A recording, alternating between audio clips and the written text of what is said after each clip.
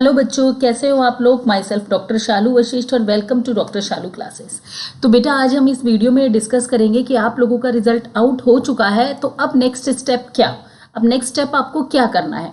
तो जो बच्चे लगभग 560 से लेकर 700 प्लस पे हैं, उन बच्चों को स्पेशली ये वीडियो ध्यान से देखना है बेटा, क्योंकि अब रिजल्ट आने के बाद हमें ऐसा नहीं है कि रिजल्ट आ गया और आपने कोई भी कॉलेज अच्छा सा ऑप्ट कर लिया, ऐसा नहीं है बेटा। आपको एक प्रॉपर प्रोसीजर से गुजरना पड़ेगा, एक प्रॉपर काउंसलिंग के प्रोसीजर से गुजरना पड़ेगा, जो आपको पता है 4 स्टेप में होती है।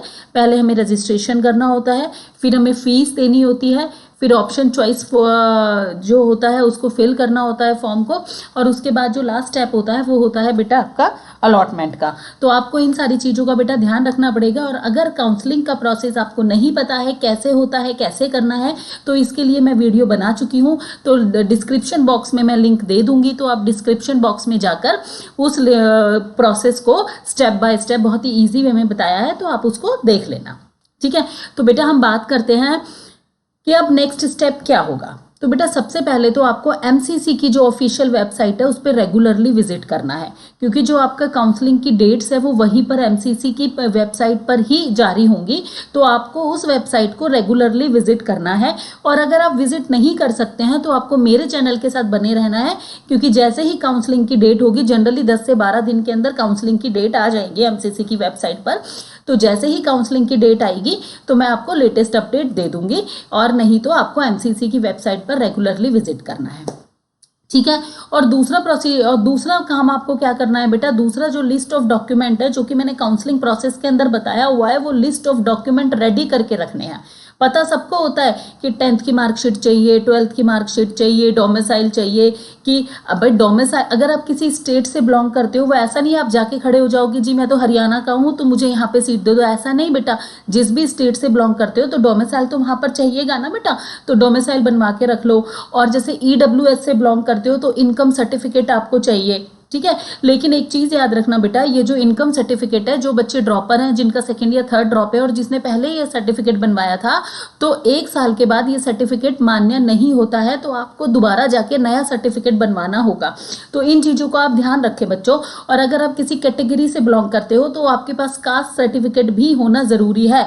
ऐसा नहीं है कि आप जाके खड़े हो जाओगे और आपका ये पक्का हो जाएगा कि मैं तो इस कैटेगरी से हूँ, कि मेरे सरनेम के आगे यादव लिखा है तो मैं ओबीसी से हूँ, तो इस टाइप से नहीं होगा बच्चों।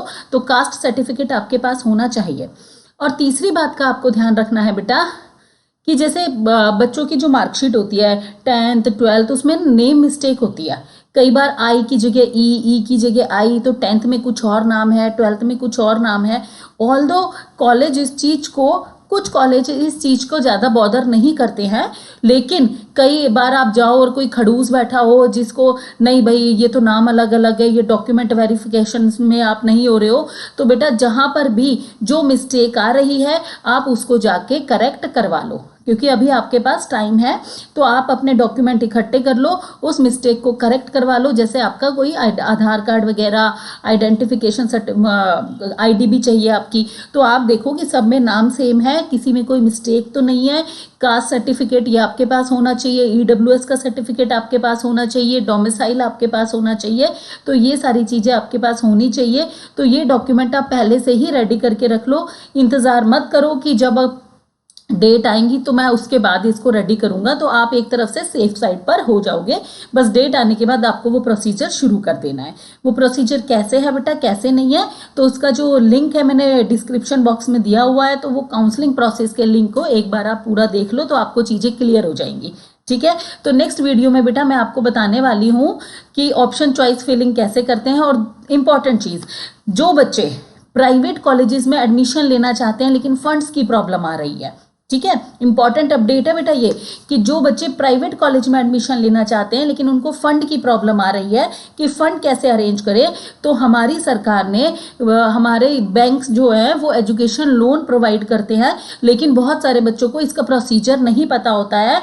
तो मैं नेक्स्ट वीडियो में एजुकेशन लोन पे के लिए अप्लाई कैसे करना है, कैसे लेना है, वो सब मैं आपको प्रोसीजर बताऊंगी।